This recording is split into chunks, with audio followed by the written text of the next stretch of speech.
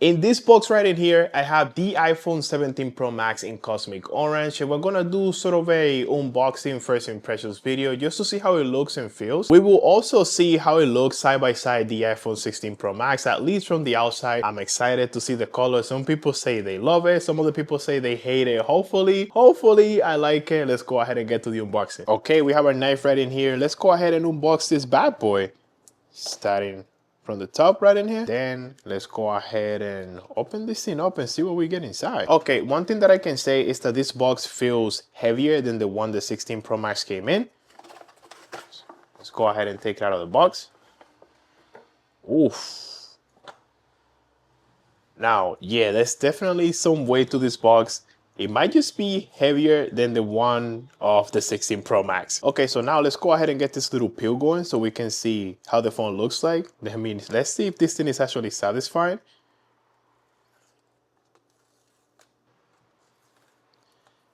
It's not as loud, but let's see. I hope you guys are ready because I'm ready. Let's see what's going on. Oh my, bro. Yo, this is a loud color. I mean, this is bright. This actually looks pretty cool. I don't know about you guys, but I think I like it.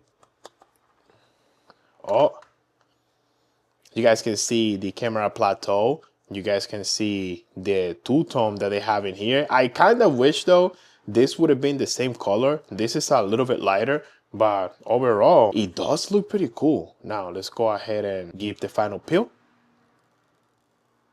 Oh man, always satisfying to see that. But this is it right here, guys. This is how it looks. You guys can see the different design. I'll take out the iPhone 16 Pro Max and put it side by side so you guys are able to see. Now looking at the box over here, you have your charging cable and then you have your paperwork. So nothing crazy, same old iPhone unboxing thing that we have been seeing for a little bit. But let's talk about the first impressions, bro. Obviously the color's pretty loud. I like it. Okay, I'm one of the people that actually like this. After this, I would say probably the navy blue will be the best one, but holding this thing feels really good. It just feels super nice in the hand. It's pretty smooth. It's heavy though. There's some weight to it. Definitely heavier than the 16 Pro Max 100%. I feel the changes. You guys can see that the antenna is actually on top right now. Obviously, I probably said this 4 times already by the camera plateau. Matter of fact, let me go ahead and take out my iPhone 16 Pro Max so you guys can see. Okay, so here's the iPhone 16 Pro Max right next to the iPhone 17 Pro Max. And looking at them from the outside, there are a lot of differences. A few ones that I can point out for you guys right away is, I don't know if you guys can see it, it might be too bright, but the Apple logo on the 16 Pro Max is a little bit higher than the one on the 17. You guys can see that the 17 is right in here. For the 16, it's a little bit more up. Also, another difference that we're able to see is the camera bump or the camera plateau on the iPhone 17 Pro Max. It stretches all the way across, kind of like the ones on the Google Pixels. And then on the iPhone 16 Pro Max, it's just your standard 3 camera bump. So Apple did some improvements to the camera, and this is the way that they came up with. Now all 3 cameras are actually 48 megapixel fusion cameras, which is very impressive and a change that a lot of us weren't expecting at all. Looking at both of the phones from the left side, we have our normal lock button right in here, then the camera control button for those of you guys who will be using this button. Then on the other side, we have your action button, normal up and down volume, and the buttons do feel pretty clicky. So not a lot of changes when it comes to that. Another change that Apple did, if you're from a country, for example, Canada, you guys are not getting your normal SIM card trade anymore. You guys are getting eSIM, which is something that we have been using in the US for a little bit, which is good and bad.